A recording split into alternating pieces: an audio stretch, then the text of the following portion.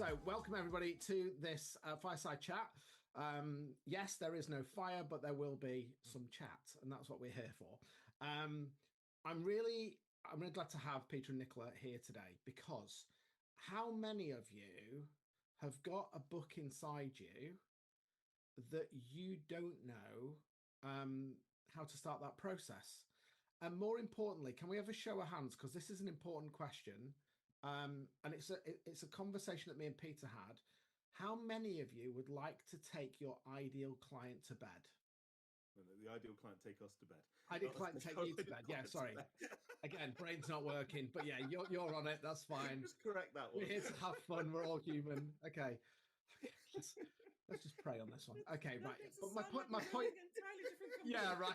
Okay. So the whole point of this is that you're all here today because actually, in all seriousness, I'm going to share a little bit of a story before we dive in, Peter, if that's okay. For those people who don't know my story, back in 2016, I was a serving police officer, got assaulted. The support wasn't there what I needed, and 2 years after that, 2018, I was going to take my own life. When you're in that deep, dark, horrible place, and there's no help around, and you don't know where to go, you don't want talking therapy, you don't want to speak to anybody, life just seems as though it's collapsed. My journey to where I am today started with a book. It actually started with 2 books, by the way. And those 2 books started to give me a bit of an insight.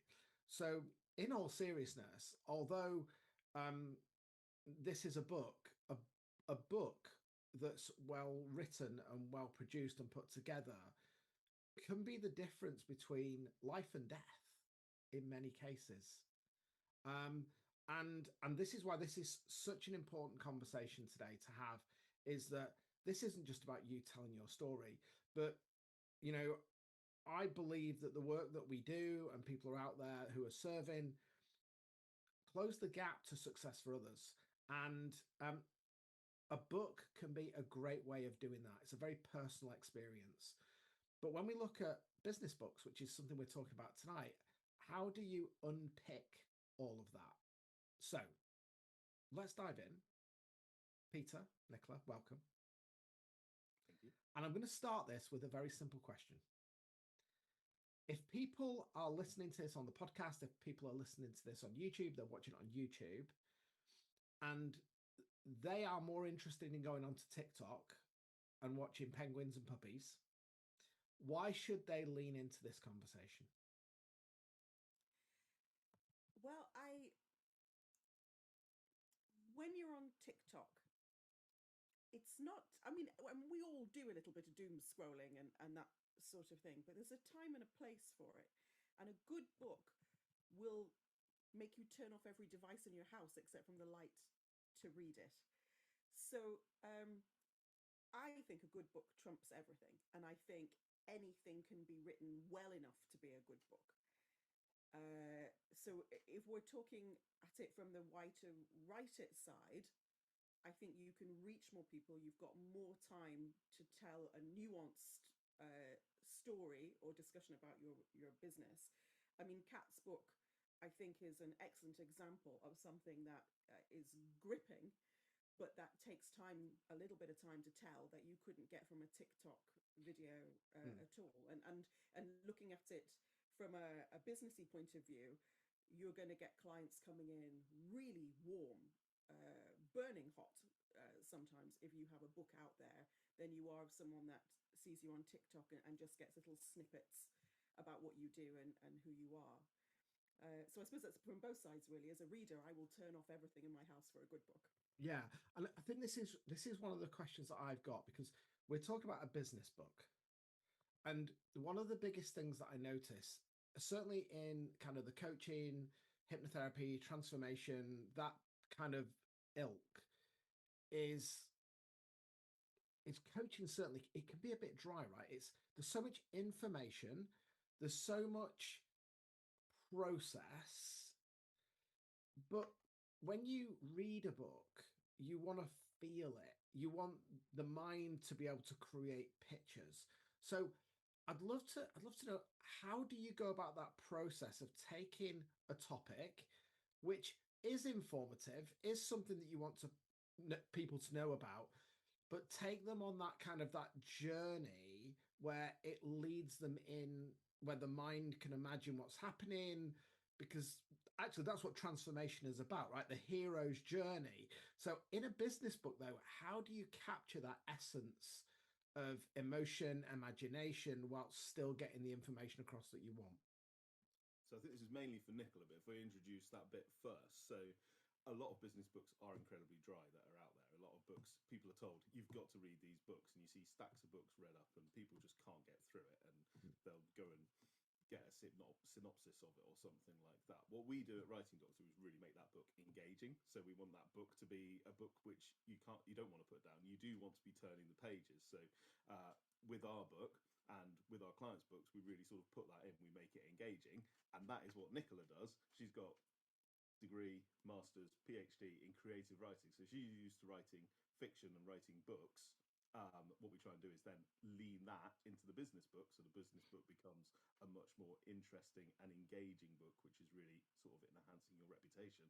So how you turn that into pictures, that's what Nicola does, and that's what I'll pass over because that's her expertise. Yeah, and it's all about people. It's all about people, and real people and the stories of people. So if you have some sort of methodology or some sort of theory, then weave through people into your book.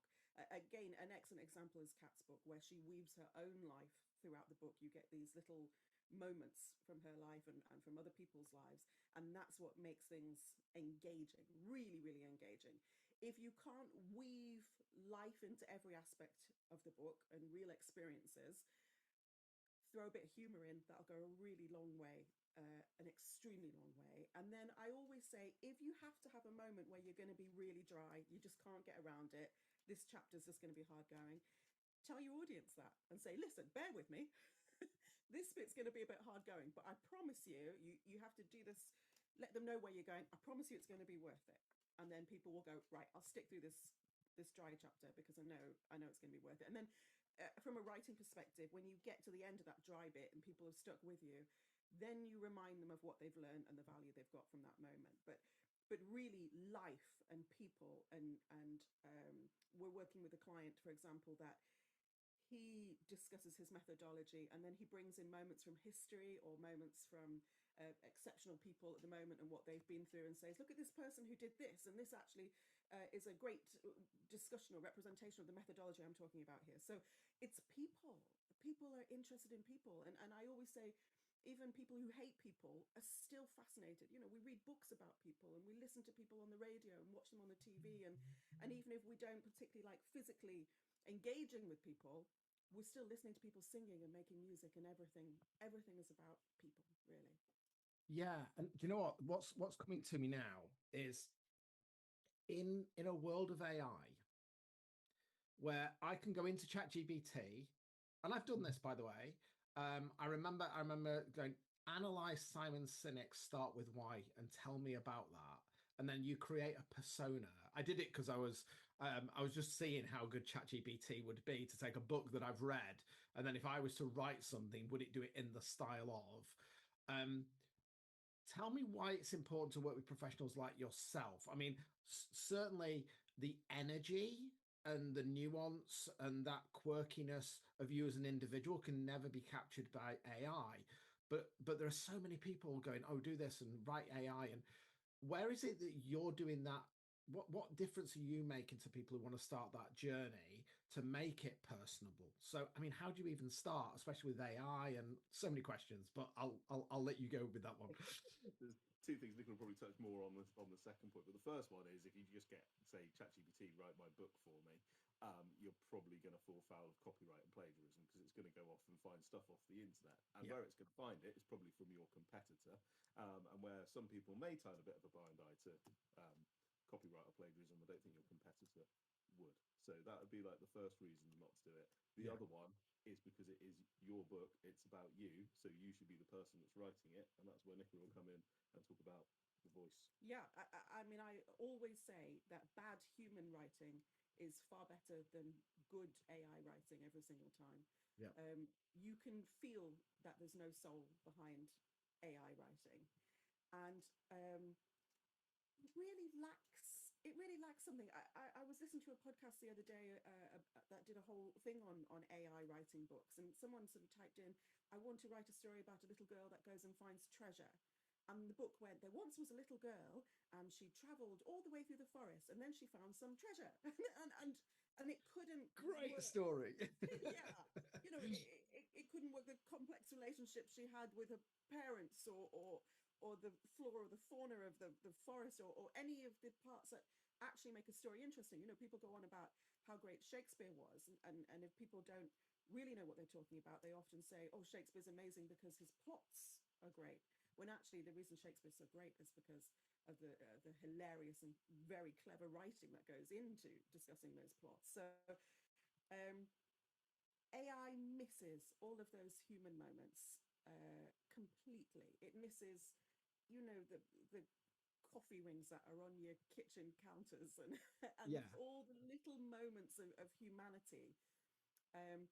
And it just feels a little bit empty. It can also do some typical things, like it can fill your book full of useless metaphors, where it's things like, imagine your client is a bullseye and you want to pull your arrow of management towards them every time, and then 2 pages later there's another one, imagine your sales is a javelin and you want to spear, and it's so dull. And as somebody who has to read AI books a lot of people bring me their AI books and say, well, can you edit this, or what do you think of this book? And they're really hard going. I mean, really, you're really struggling to get through it. And on top of that, I can go on for weeks. There's about, in our book, there's about 4 chapters which are all about AI, and it just absolutely goes off on one. But I want to do an example from, I'm a Redditor. It's a cesspit. I don't recommend Reddit as anybody's social media, but there is a forum specifically for awful tales about your mother-in-law that is it's excellent. The things these mother-in-laws do is absolutely dreadful. And every so often, more and more frequently now, someone's got AI to write it. And the minute you realize it's AI, you're suddenly very disinterested to find out what this pretend mother-in-law has fakely done. There's no interest. What, you know, if someone says, oh, my mother-in-law went and fed my child peanuts and they're allergic to peanuts, that's not interesting when you realize the child doesn't exist, the mother-in-law doesn't exist, the allergy doesn't exist. Whereas someone who writes with dodgy grammar that their mother-in-law refuses to use a child seat and has taken their child to the pub and fed them brandy or something is so much more gripping. So bad human writing trumps, I shouldn't even say the word trump, beats AI writing any day of the week. It really, really does. So we've got all that technology out there that's trying to help people shortcut the process. And I think Kat can probably attest to this. There isn't a shortcut. I think let's be honest about this.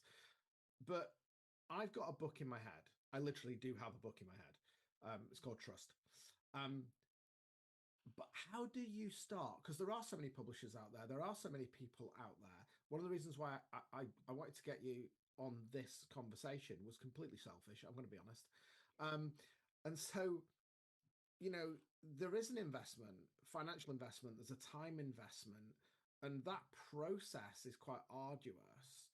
So where do you even start? So if there's somebody listening to this and they're going, I've always wanted to do this. I like Peter and Nicola. They seem like human beings. They're not an AI. They're not an AI. Trust me. I think better looking. If I was yeah. So how does that? Can you walk me through the journey? And maybe we can get Kat on in a bit. Just how that conversation starts, how it unwraps, because I think it's probably better that you don't start with an AI written book and actually maybe you start from scratch. And I know you have a particular process, so I'm really interested in what that kind of, from starting to have a conversation to actually, you know, getting that actual book in your hand and out to people. And just to let you know, if you ever meet Peter, I haven't timed this, but normally that book that he has is in his hand permanently and goes, would you like this? It's literally his business card. I don't know you have a business card. You just have a book that you give to people. It's very... I've remembered though, haven't I? I've remembered that that's what you do. Yeah. So just take us on that journey for anybody who really wants to know kind of that process end to end. not just what you do, but why you do it in that way, because it is quite interesting. Yeah. So yeah, some people do come to us with a book, and we've got various packages. So if people have done it, yeah, fine, we can do the formatting and the publishing of it at the end. But for us, sometimes it's a lot easier if somebody comes to us with a blank piece of paper and they've got the idea in their head and they just know they need to write a book. So where we start is from really trying to identify what is that book's purpose. And I'm guessing a lot of people are on this call because they're in business, they're in coaching or whatever. And I'm guessing you're generally going to use that book because you want to try and turn that book into clients. So the first thing that we look at is, what is the book's purpose? It's to get some clients. Who are your clients? That's who you're writing the book for. So there's no point writing that book for yourself, which is what a lot of people start out doing. And there's no point writing that book for your friends and your family and everybody else, because they're not the people that you want to be reading the book. They're the people that are going to buy the book anyway, and they're the people that are going to tell you that your book's great, no matter what. So what you're looking at is, who is that book for? So that's where we really start the whole process, is identifying what you want the book to do and who is it for. So we then offer different packages. One is where people come to us and they've done it, and we polish it all up and make it a bit better, make it so it's a nice polished book when it gets published. The other one is where you want to write the book, but you don't know where to start or how to start or the journey, etc. So we help you write it. You've got myself as an executive leadership coach and an ex-detective, and I run all of our projects like a murder investigation, as Kat will testify. You sort of go into an Excel spreadsheet and it's run like a Holmes indexing thing with actions coming out here and timelines and deadlines and all the rest of it. So we sort of Please tell me you don't use Advocate. Please tell me you don't use Advocate. Yeah. No, we should work an Advocate. Jesus, don't give him any ideas. Know what Advocate is. And I've forgotten half of it now. And then the other process is where we do it for you. So that's where I interview you, a bit of a combination of detective style interviews, a bit of leadership coaching. We get it all out. We say, just chuck us everything you've got, chuck us all of your resources. And then Nicola gets it all. And then with her PhD of like researching and with her creative writing skills, she then turns that into the creative process of writing the book. So yeah, we're more than happy with people coming and saying, I know I want to write a book. I was talking to somebody earlier, they've got like 40 years of experience. And it's like, where do you start with 40 years of experience? How do you put that all in? Well, that's where we come into it and like really pick out what are the bits which you're going to tell it. You don't just want to say, when I was 18, I left school and did this.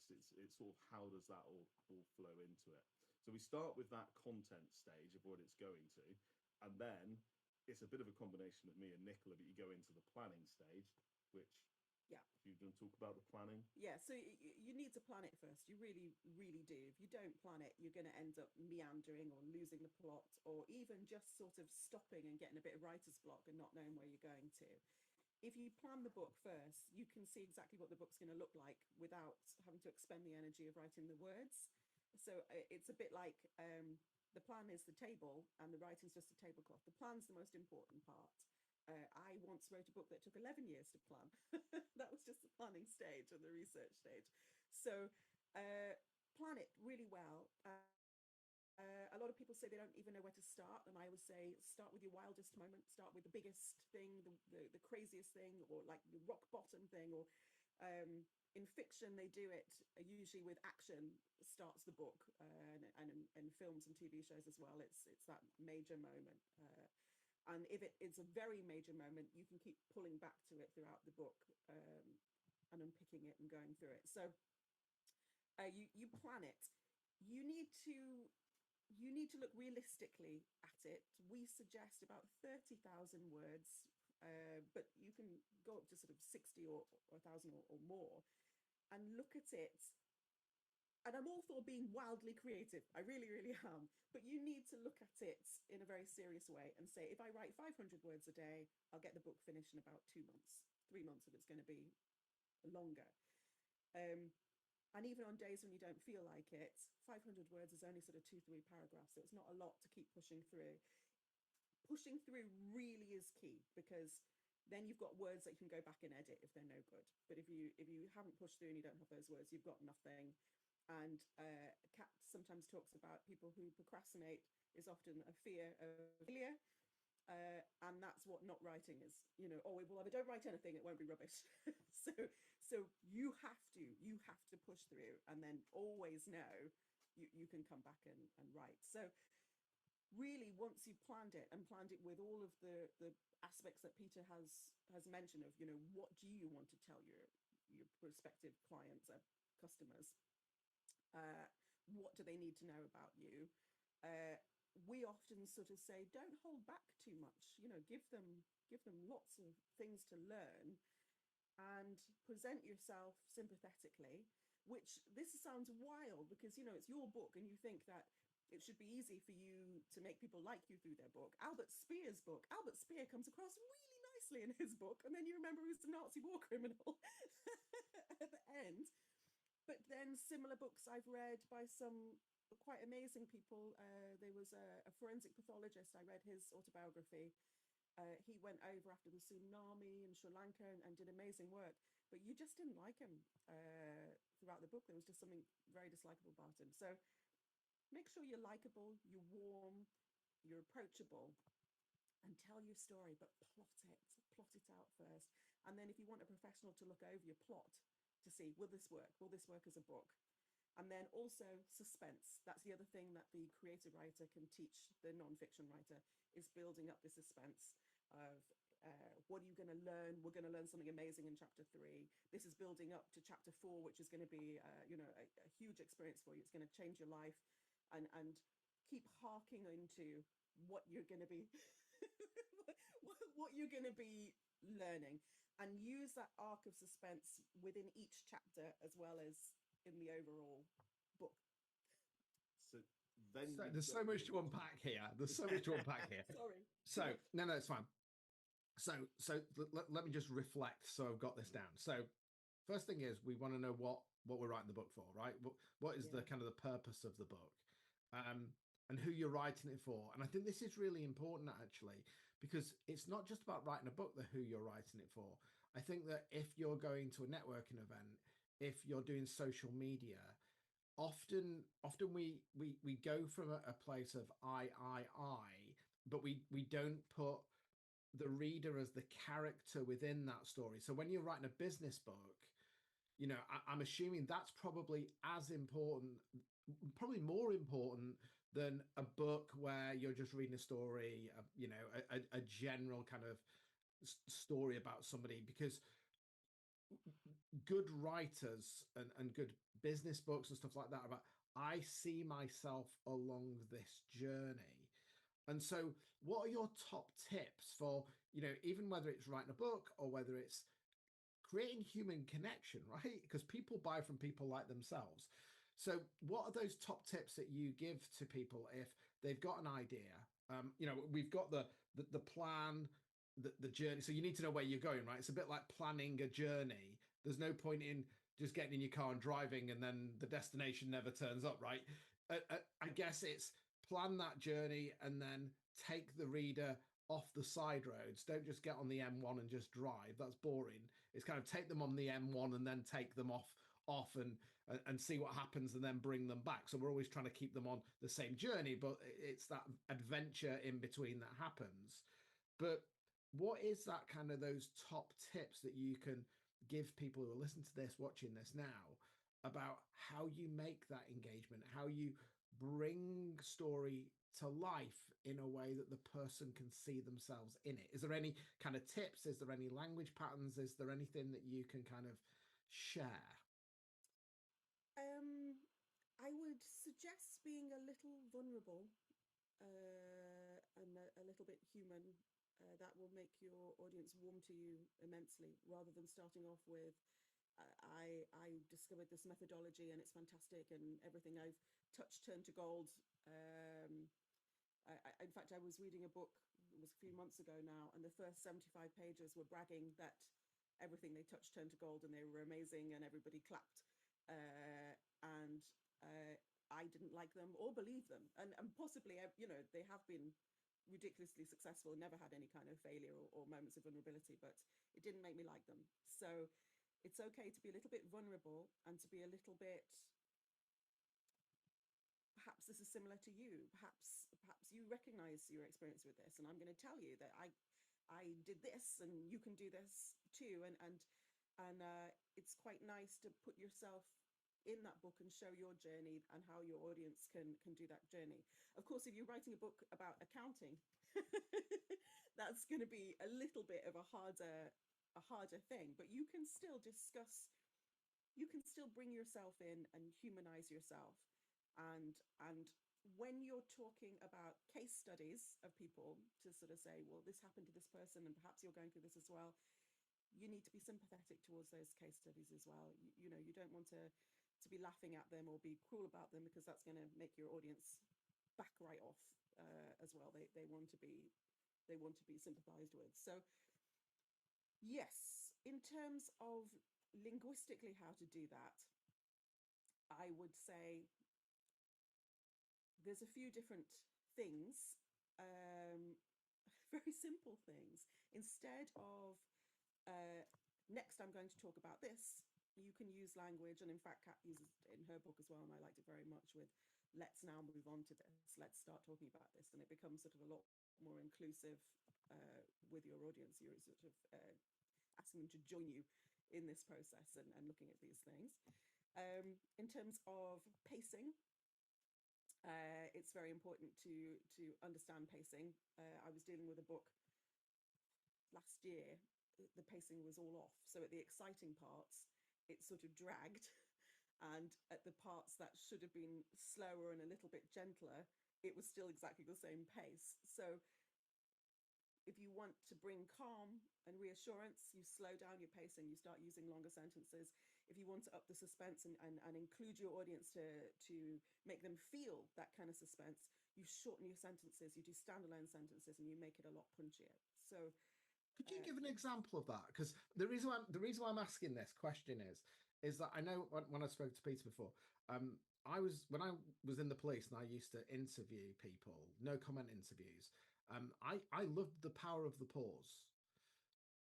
It gets them every time, and when you speak on stage, again, you can speed up. You know, you can get the energy in your voice, and you can really go for it, and all the rest of it, and then you can slow down and give the audience the opportunity. How do you do that? I told you I'm going to try and get the secrets out of you. But how do you kind of write that? Can you give me an example? Maybe if there's an example from Kat's book, just plug in your book here, Kat, shamelessly. But give me an example of what that would be like, so that people can get an understanding of it if they were kind of planning something out. Because again, I'm guessing in the planning stage, you want to do that, right? Because you don't want to go every chapter is full on. You want those moments where you can settle, digest, and kind of see where you are on the journey. It's like going to the service station, you know, having a Starbucks before you go again, right? So I just wondered, can you give us some examples of what that might sound like? I'm putting you on the spot now, I know. No, you should have asked me before, and then I could have had some waiting for you in books. With Kat's book, there's one moment where a situation is being described that is a high anxiety situation. It's a very stressful situation for the character, and what Kat does is was fantastic. She created this very, very, very long sentence, which sounds like it's the wrong thing to do, punctuated so that it came out like breathless, and this and that, and then this was it, and this was and it meant by the time you got to the end of this paragraph, your stress levels were building up, because it was building and building and building on this sentence. So you can use punctuation and your writing to create the same feelings that you can on stage. You can even just use spacing if you want to pause. You can go, and then 2 lines down, and then it happened. That thing that we didn't want, or so you can absolutely build pauses and stillness into your writing. Yeah, so you're what you're saying is that the text creates kind of its own picture, where grammatically in English it should go da da da da, and this is all nice and formatted and all the rest of it. Actually creating that quirkiness in the writing brings, because the mind loves the familiar, but it also loves novelty. So I guess that's what you're saying is the fact that it might be familiar, and then bring some novelty. It's like, why did the author do that? Why did it go in that direction? Why did they put that there? And all of a sudden the mind starts wondering what's going on. And I guess that's well, how did that happen? And that's where you're leaning into. It's not just the words, is it? It's creating the timbre, the tone, and is that what you're saying? And it's how you use your punctuation, which is, I guess, where the skills of you guys come in. And it's getting your voice into there. So that's it. People are reading your book because they want to find out about you. So it's putting your voice into the book and making it engaging. Going back to the original thing or the question, you really want the book to add value. So if you read our book, you will know how to write your own book.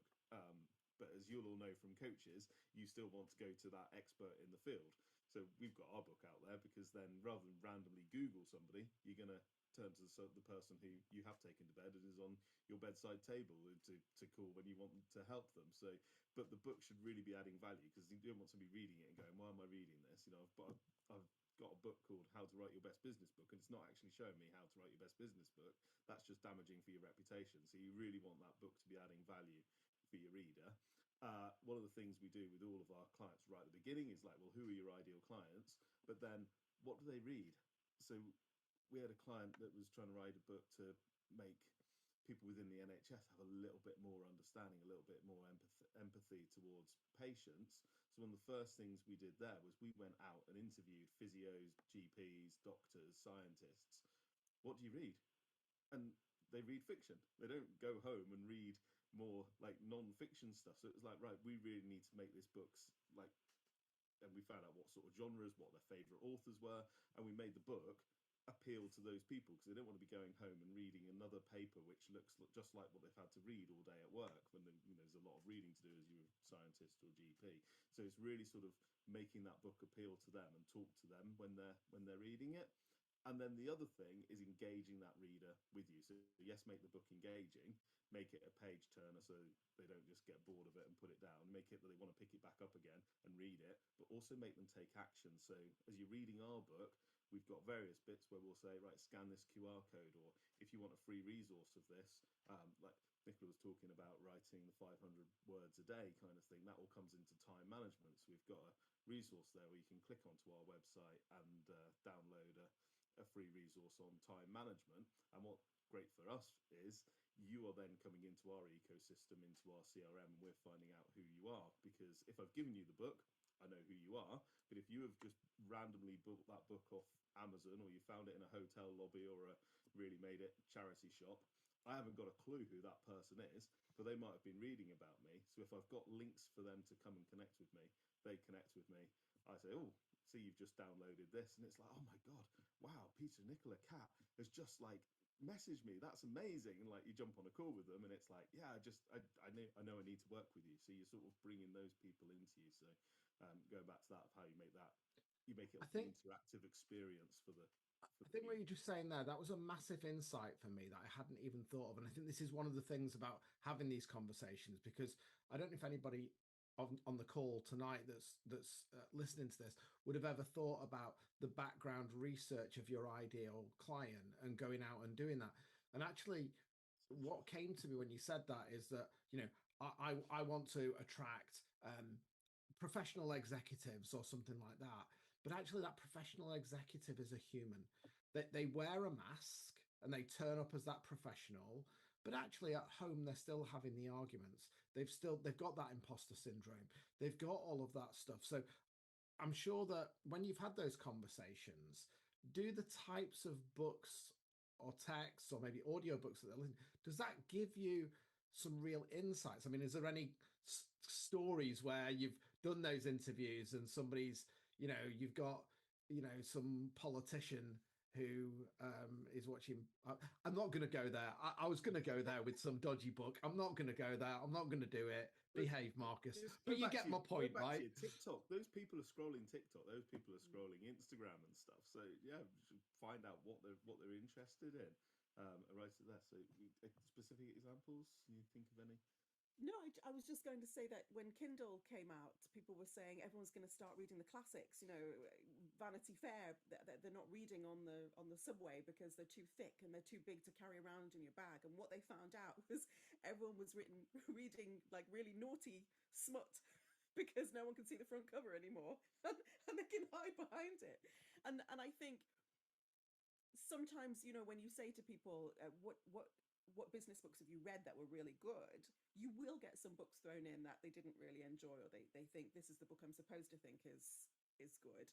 And then you get some books. I mean, the one that for the GPs, they all like Black Books Thinking, which was a well-written book because it had life or death situations. So, you know, they were talking about a methodology for reporting things within places like the NHS, but you were using, well, I love aeroplanes, but you were using some real life or death situations and how that could have changed things. So yes, I think you're right about the mask.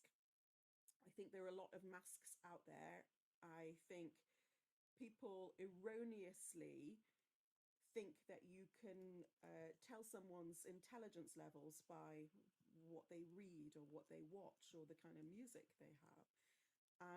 And I don't think that's fair. I think you can read trashy, cozy mysteries and watch EastEnders and still be very, very intelligent. I think it's a question of taste. And I think the non-fiction writer has a big advantage over the fiction writer in that people will buy the book because they want to learn what the book is promising them. So you have your audience, you've captured your audience a lot easier than the fiction writer captures their audience. And so then all you need to do is make sure you deliver on your promises of what you're going to teach, and you make it engaging. And like I said before, but people, by making it real and putting people in real life. And so I want to dive into just another element. I'm pretty sure you do this. I'm making it a massive thingy here, but so we've broken this up so far in regards to there's the planning stage, there's the interviewing, and people might write their own books. But some people, you know, I'm a massive kind of neurodivergent geek. There's a lot of people who are dyslexic and all that sort of stuff. So I wanted to lean into that kind of ghostwriting kind of thing where you've got an idea, you write the book on their behalf. And how do you do that? I've always been interested in this. And how do you do that, but also capture the soul and the essence of the individual, because they're not writing it. And obviously, if they've written something and they craft it and they work with you, it's their words, and you'll adjust it and say, well, if you did this, it'll give more timbre and tone. But if you're going full on, you're going to be the ghostwriter for it. I'm always interested in how do you capture the essence of the person, if that makes sense. So it doesn't just sound like it's Nicola writing somebody else's book. So I'm interested in the advantages and the pros and cons of that process of you doing it all, and then there's that like hybrid model, and then there's the other bit. So obviously there's a cost involved, sure, because that's your time. But I'm interested in that. Like, how do you get the result through those different models, especially with ghostwriting? So this book here was done in 2 months, ghostwritten. It's 50,000 words. It's about a rare genetic disease. And Jane has set up a charity called Amy and Friends that helps people with this rare genetic disease called Cockayne syndrome. Came to us on 1st of September, and she needed a book for NHS England conference in November the 25th. Could it be done? We're like, it's a bit of a tall ask, but let's go for it. So and she'd started writing it, and it was what she'd started writing was completely different to what actually ended up being in the book completely. And I think the first interview I did with her was about 4 hours.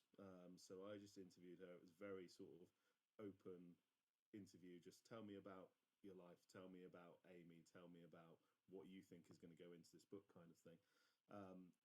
And it was probably 2 or 3 interviews like that where we just explored everything, found out everything about Jane, everything about Amy, everything about the charity, before we started getting a bit of an idea as to which bits of that were actually going to go into the book. All the while, Nicola's getting those transcripts and watching those videos, so she's really getting to understand Jane's voice, Jane's style, etc. Then we go off and do the research, and we went off and spoke to all the other geneticists and doctors and everything else that were involved in that process. We were researching, we read a few other books in that sort of genre, so that's one of the things where Nicola's great, because she can speed read and really read all the books. So as soon as we get a client, we'll go off and we'll read all the competitors' books out there, so we get a flavour of what's out there, so we can make this version better and not fall foul of copyright and plagiarism and stuff. So we tease the whole story out, then there's various bits that we'll go back and probe and get all of that from them. Then we've got all those transcripts, so a lot of it could just go into the transcript, and then Nicola then plans it all out. She's got all of that. Nicola will go and interview the author as well to get a bit more information out of it. We'll go and meet them. We went to a conference as well to get that in. And then at the end of the day, that book, you would, apart from me telling you now it's Ghostwriting, you wouldn't have a clue if you met Jane and you read the book. You would absolutely think that was Jane that wrote it. So that's from how we sort of approached that. And that was 2 months, and she had her book completely done for you at an exceptional level. And it's 50,000 words. I mean, you need a box of tissues to read it. It's a real tearjerker. It's the hardest. I managed to keep it together the whole way through interviewing her and the whole way through the program. Nicola was crying. Oh, I could hear Nicola sobbing as she was like reading the transcripts and writing it. And then I came to proofread it, and I was just an absolute mess. It's just proofreading with just tears streaming down my eyes. So that's my side of it. Yeah. From it. And then you obviously do the ghostwriting, and that's where your talents come in. So you study their speech patterns and you know, the way they talk and the words. A lot of people have recurring words or sentences that they overuse, and you can use these as sort of grounding moments when you're writing people's books, if you start pulling away and using a different tone. So often, if I'm specifically ghostwriting a book, I'll do all of the research, and then I will just sort of step into their shoes and live their life for a little bit while I'm writing.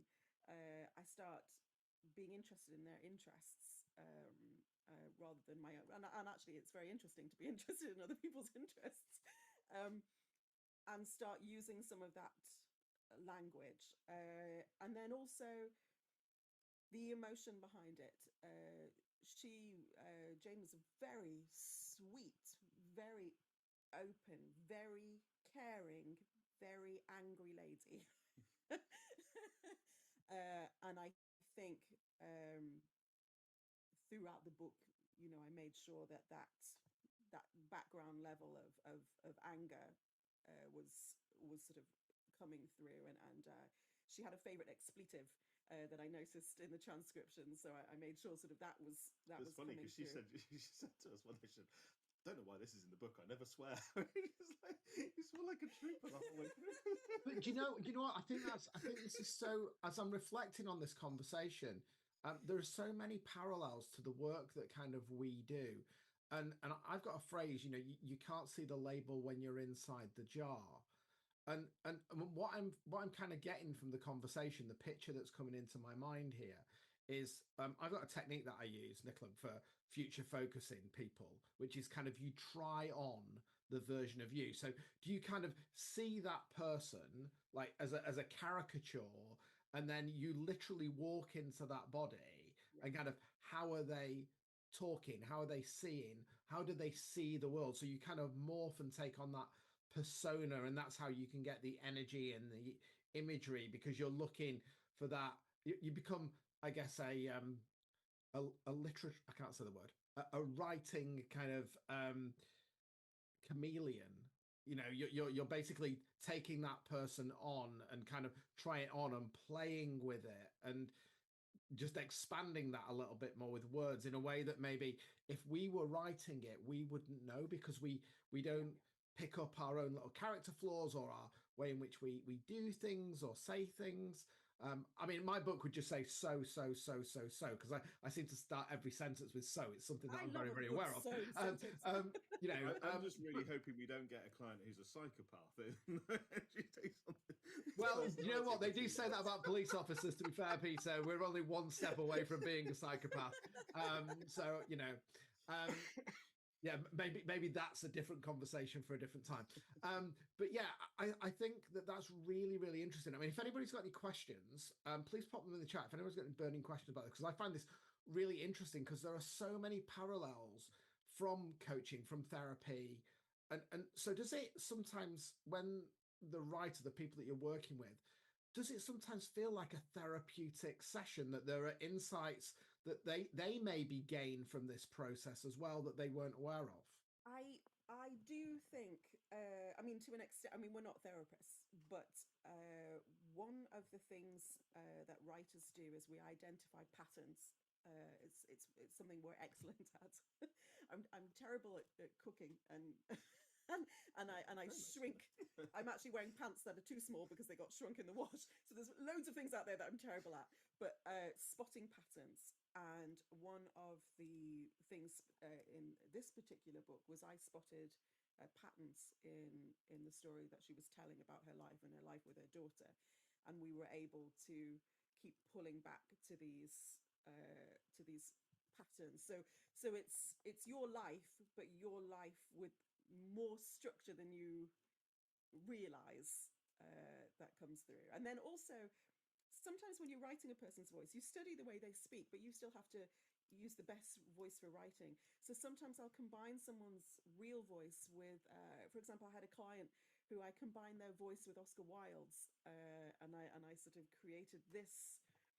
It was them, but it was them slightly differently. I had one client from America, and I combined his voice because of I can't tell you what the book was about, but because of the specific nature of the book, with, the voiceover man that does blockbuster films in a world where things have gone crazy or whatever they say, I combined his voice with that voice to create a larger than life sort of version of him in the book. We've got actually quite an international bunch of people, and Robert's just put in here because I know he's in Germany. He speaks very good English. But do you ever get that request in regards to, you've written that book, but then have you ever had that where you want to either transcribe it into another language, or maybe the person that you're working with isn't first language English? I mean, is that a challenge? Is that something you've done? Because I think that would be, Yes. an interesting. Yes. So I've been translated into several languages, the books that I've ghostwritten, although I'm not part of the translation process. And yes, I've written for people for whom English is a second language. And often I will write it in perfectly good English, but I will make certain sentences. I'm terrible at thinking of examples. A little bit different, so that you can see. So, for example, I can't even tell you who my clients are. I had a wonderful client from the Middle East who his English was fantastic, but he would occasionally have slightly antiquated turns of phrase, and I would piece these in, and I would still use the pacing and the excitement and the build up, but then I would put these in to show who he was, because even if English is your second language, that's still part of who you are. That's still part of the nature of you. Just like being a northerner or a southerner changes the way you use language. Was it Robert? Robert. Yeah. Robert. Yeah. So I don't know, like, if he's in Germany or his market. Yeah, he's German. He's in Germany. If Yeah. it was in Germany, I'd probably write the book in German for the German market. But if it was in England and he was targeting the English speaker, then I'd write it in English. So it depends. Again, it's going back to who your ideal client is and who you want to be reading that book.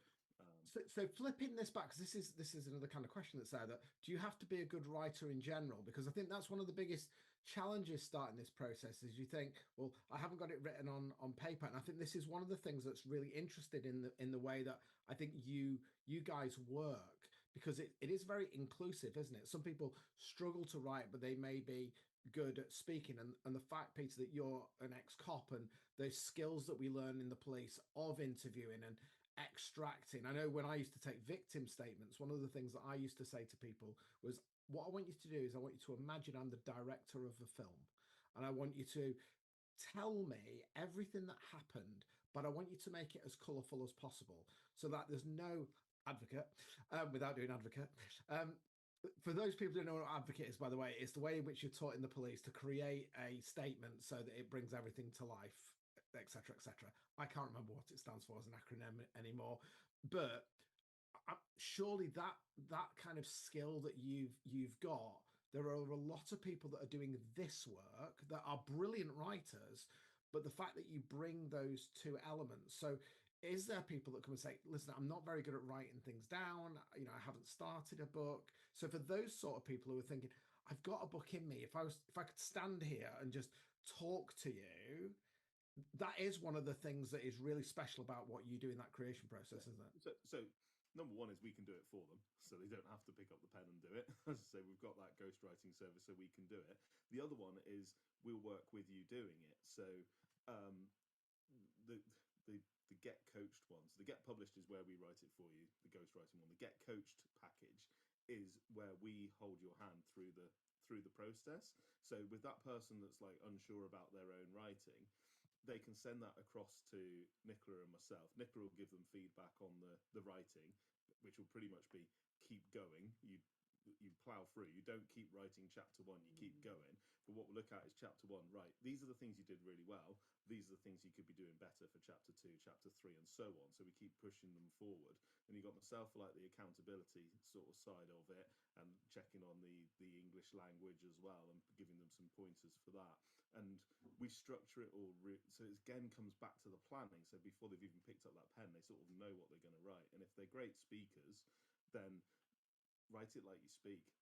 People again, they want to know you. They want your voice in it. So write it like that. Yeah, What I love. Go on, sorry, Nicola. I was just going to comment on a specific piece of feedback I remember putting on Kat's work, which was "Yes, Queen." One bit that was excellent. Like, "Yes, Queen." We'll bring Kat in a minute. One of the things, I don't know about anybody else who's kind of, if you're listening to this, watching this, or the people who are here, just pop a comment in the chat here. But one of the things that I'm becoming really aware of just from this conversation is the thought of writing a book. And even when you were talking about all the interviews and what you do and all that, like my brain's going, oh my God, if that's what you got to do to write a book. But actually, the fact that you take that off, my nervous system has gone, oh, actually, this actually could be possible, right? Because it's quite lonely. You know, if you're a professional and you do what you do, and, you know, like people say, you know, oh God, I couldn't be a police officer. It's like, I was like, you just do it, don't you? And so I'd like to bring Kat in. So I'm going to spotlight Kat. I'll spotlight us all. So I'm gonna bring Kat in. I'm going to put myself on. Bear with me. As we do this bit of a tech thing. Okay, so we've got a three-way conversation going. Kat, now this is the time that you can now tell the truth. Two police officers got everything they've said so, no, the last hour. You don't have to say anything about your Howard defense if you don't mention one question. No. So, in regards, just tell me a little bit about from from the person who had this idea, the Stallion Mind, and this concept, and kind of what were the key things that you found made that process so much easier? Working with Peter and Nicola, isn't that what I've got? A little bit more than that. A little bit of. Is that how it started, Nicola? It was like, I've just got a sentence. Go, guys, go and expand on the sentence. Sorry, just playing. Made it so much easier. I think it does have to start with commitment. I'm honest. So I think if anybody's on this call and they've been thinking about it for a while, so the true story is I'd met Peter a few times, hadn't I, over maybe the last 18 months or so, something like that, within networking groups. But then until their book came out, I think that was the moment that I sort of went, oh, now I've got something, because I hadn't really met you, had I, Nicola? So then I heard Nicola's voice through the book, which we then met at a sales club. So I felt like I'd put the two pieces together then. And then I read your book. And by the end of the weekend, I couldn't put Nicola's book down for a start. And by the end of the week, I got it on the Friday and I signed up with them on the Monday. But prior to that, I had, it felt like the right time to get this flipping book out. Apart from anything. Can I just pause there? And the only reason I'm interrupting you is because I want to repeat that, because the whole point of this is the power of having a book. You'd met them a few times. You then read the book. Exactly. And then you signed up. I think let's just pause there and hold that in regard to what's the book called again, Peter? I've forgotten. What's it called? I don't know. Have you got a copy there? I've got the plan. And just to let you know, everybody's on this call. You're going to give a copy of that book, aren't you? Like you're going to get a link for an e-copy of that people can. I think if you give me their email addresses, I'll just send it Okay. Well, what I'll do is if anybody wants it, we'll drop the contact details of these guys, and then they can send it out to you. But I think that just from this whole conversation, I think that just shows the power of a conversion that book. And I did the same, by the way, not with you guys, not yet anyway. But it is so powerful that something that is relatively cheap to buy can have such an impact that you would make a decision to invest in something. And I think this is why I wanted to get you guys on, because you can do all the social media. Everybody's doing social media. Everybody's doing AI. But actually that tangible product of having something. And I think, go for it, Kat. Sorry. The funny thing to say was that we were at a sales club, weren't we, Nicola? And I was there doing about the mindset of selling, and I'm a public speaker, so I think I was along those lines, wasn't I? Kind of selling yourself. And Nicola just said, I'm terrible at sales. I can't sell anything. But don't suppose you'd like my book.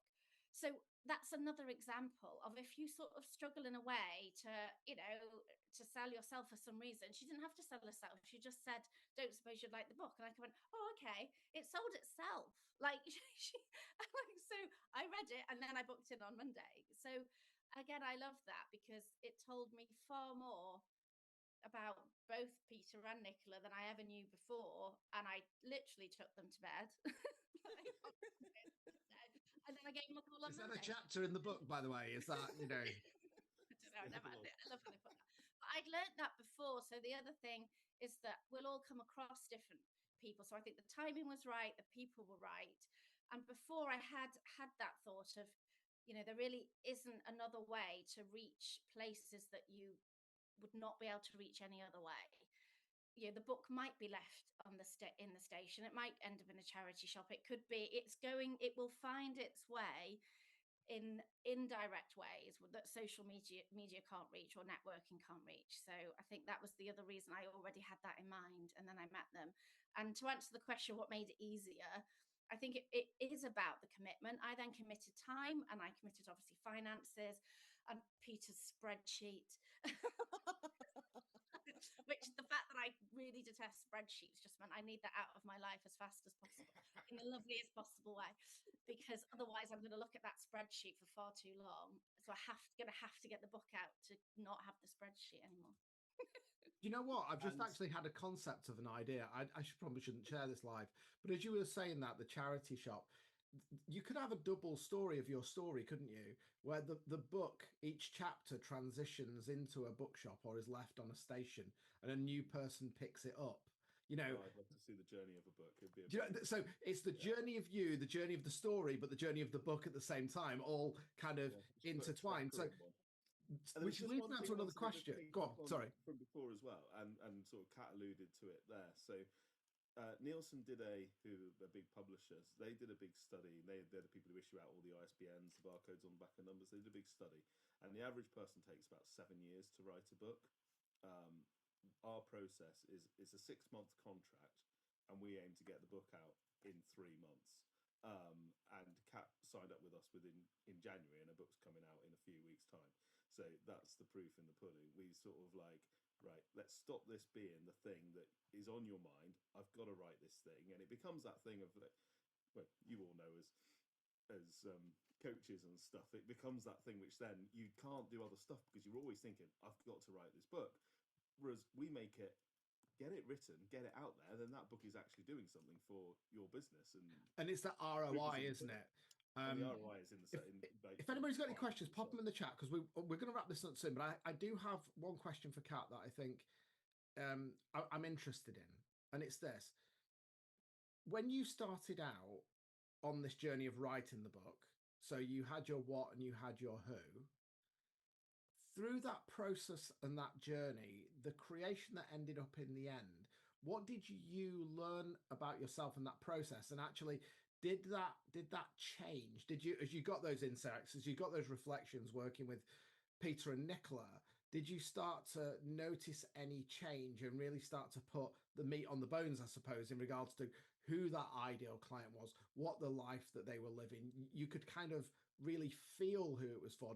Tell me about that process? How did it change your relationship with that client that you were writing it for?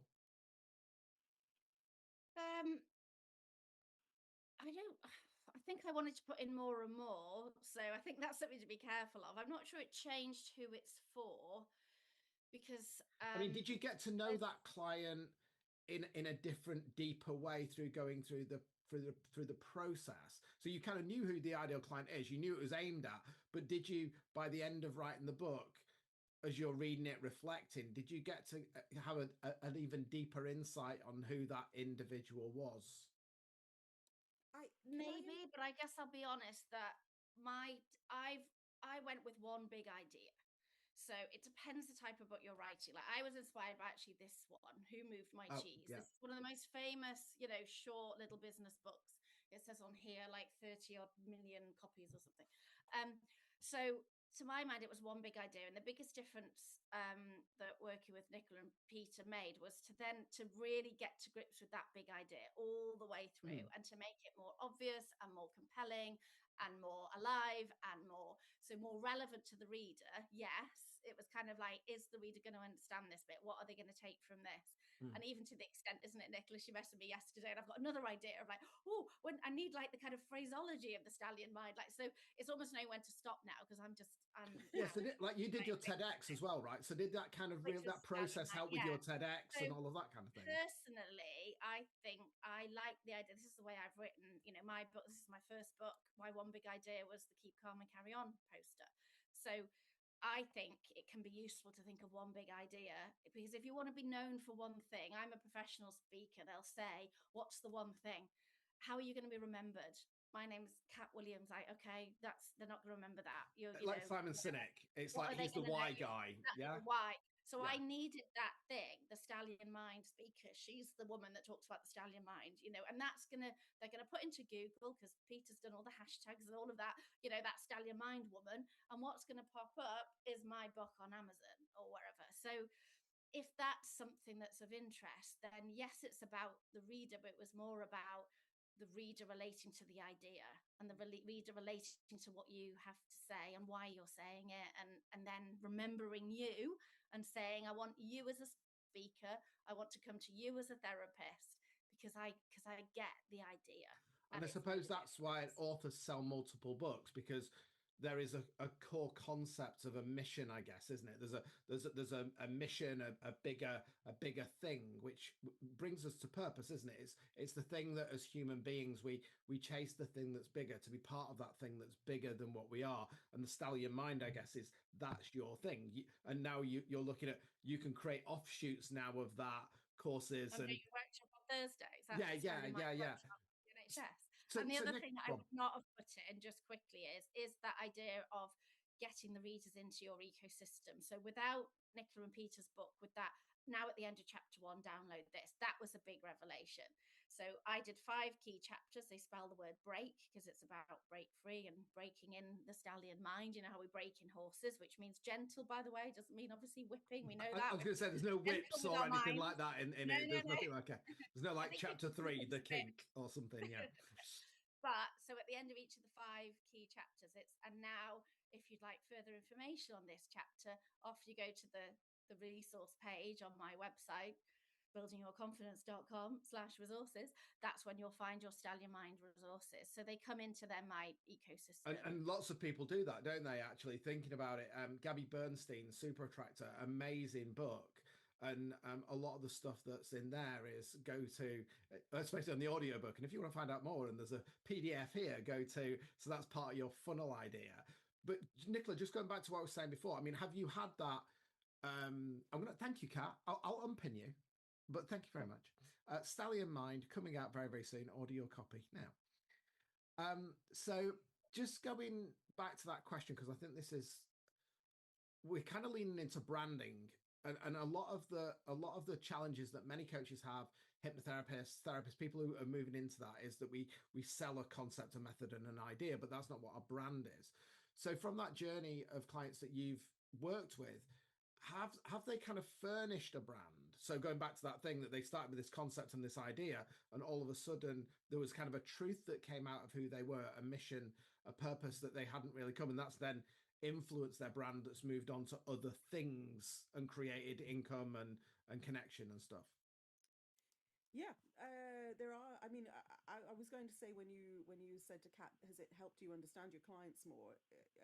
Her field means she already understands them inside and out. So if you were to ask somebody else, they would probably say, yes, do you know what?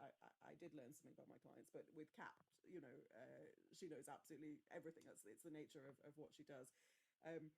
But yes, we get people that they have their concepts, they know what they want to do, they know what they do, they know the kind of clients they want, but then writing a book helps them niche down, helps them focus more, and does help shapen that brand.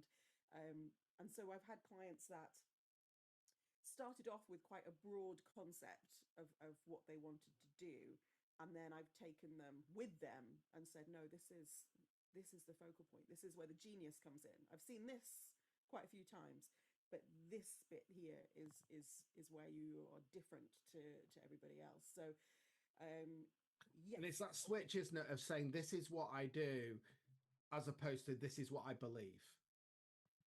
Yeah, I suppose it becomes a value. Yeah. The other thing, when you write a book, you've really got to know your business inside out, and by writing the book and going through the whole process of it, you really understand your own business a hell of a lot more than when you first started out. And I think it's something that's really useful with if there's sort of some co-owners, or if the business is being transitioned to somebody, or maybe if you're looking to do freelance, you're looking at like people taking on different parts of your it's not freelance, I'm trying to think of the word. Contractors? Franchise, that's it, thank you.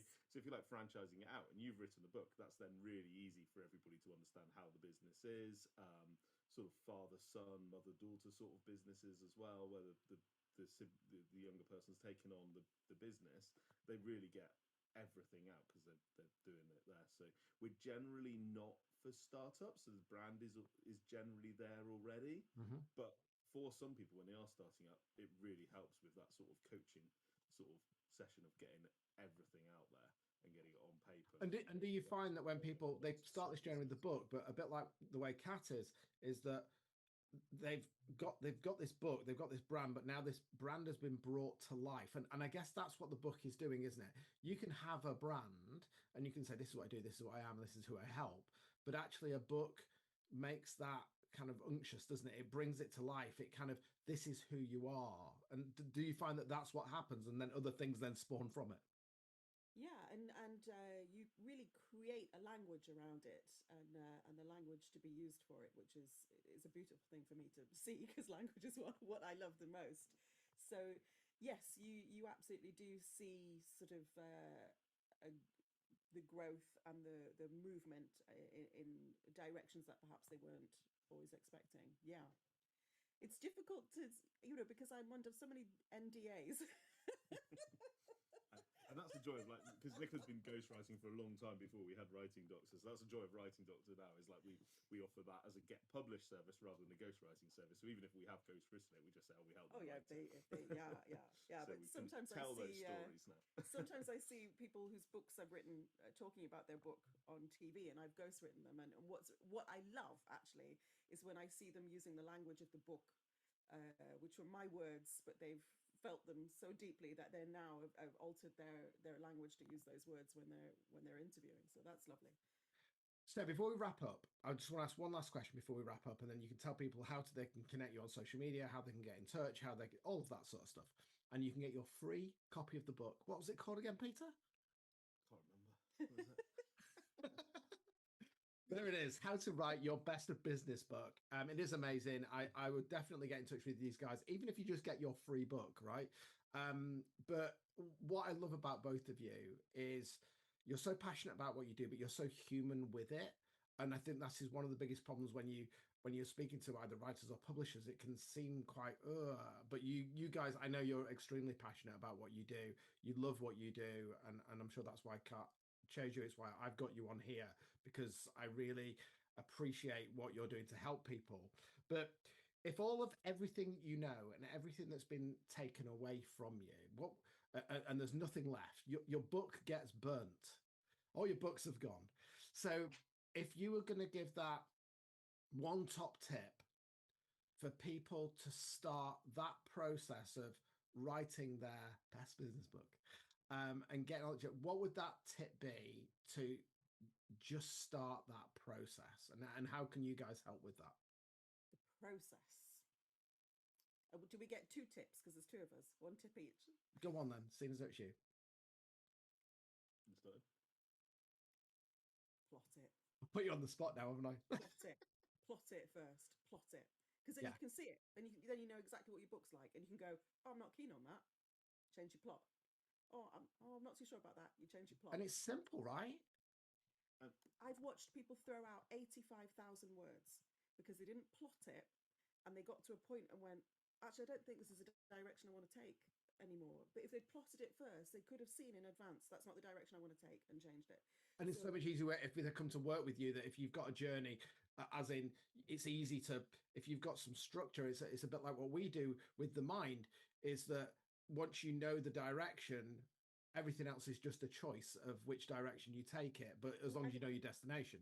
Yeah, and you can then look at your book a chapter at a time. You don't have to stare into the abyss of 30-odd thousand words, because it's not possible to keep all of that information in your head, all of that plot in your head. You know, if you start thinking like that, you can't do it. But if all I've got to concentrate now is what I've written I need to do for chapter 1, including any of the key words, any key lines, any key moments, you can just do one bit at a time, and it's not intimidating. It just becomes a lot of short little steps into the big book. I'd say enjoy the process. It's, some people think that, you know, you talked about it there, it's a big project, it's a mammoth task. Where do you even start? Well, we help you with all of those bits, and like our clients come back to us and they said it was fun and easy. You think, right, sitting down and having to write 30,000, 50,000 words, how is that fun? How is that easy? But that's how we've made the whole process. So we're there to support you. Our mantra is just keep writing. We don't say go back, rewrite chapter 1. We're like, right, we'll revisit that. Once you finish the book, we'll go back and revisit chapter 1. What we liked about chapter 1 was this: keep doing this for chapter 2, and then we said chapter 2 through, and we're like, brilliant. And we keep it going. So we keep that momentum going.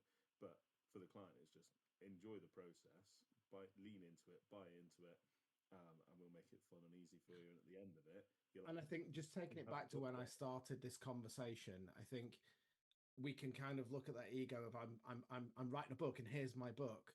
But actually, I think one of the most important things is service. And actually, when you're writing a book, when you're sharing that knowledge, that journey, which is your life, can sometimes become the map for somebody else's life. So that, you know, you don't know whether somebody picks that book up 10, 20 years and they read something around that story, that humanity that you guys can bring out through your writing style and helping people to do that, which could save a life, which could give somebody an insight. It could be that page turner when they all of a sudden realize the direction they need to change is here. So really, it's more of a book, isn't it? It's a legacy that you're leaving to the world, and it's ultimate service at the end of the day. I think so. I think all of that sums up Kat's book very, very well. She pinpoints moments in her life that were difficult and says, and this was a consequence, and this is how you fix it, and then discussed other people's lives in the same way. And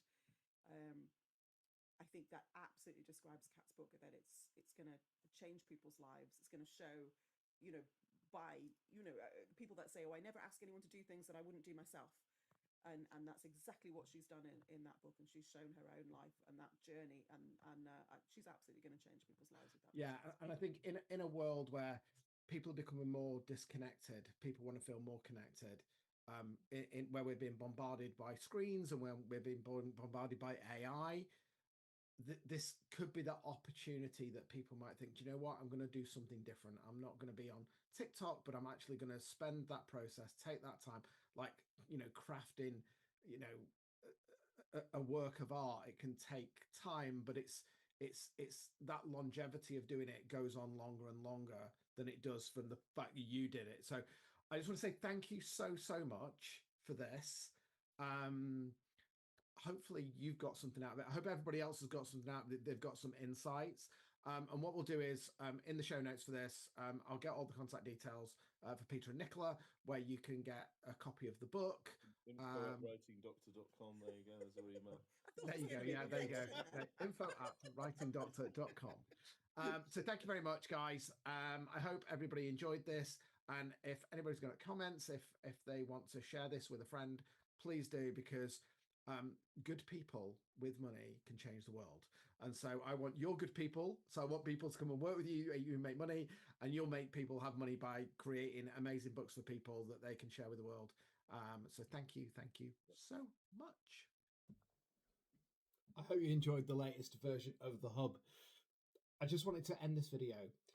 If you are in the Hub, if you are a hypnotherapist, if you're a transformation coach, one of the biggest challenges that I've personally found throughout the 8 years that I've been doing this is to get some of the answers to some of the biggest questions that we ask ourselves, whether that be in clinical practice, whether that be about how we present ourselves in the world so we can stand out, or gain that confidence just to step into our purpose. Well, if that's something that you want to find out more about, then please get in touch, because the Hub's all about connecting and elevating and ensuring that you can go out there serving your clients to the best of your ability. So get in touch and let me share with you how you can close the gap by coming working with me as a mentee or a supervisee under my mentoring and supervision packages. Speak to you soon.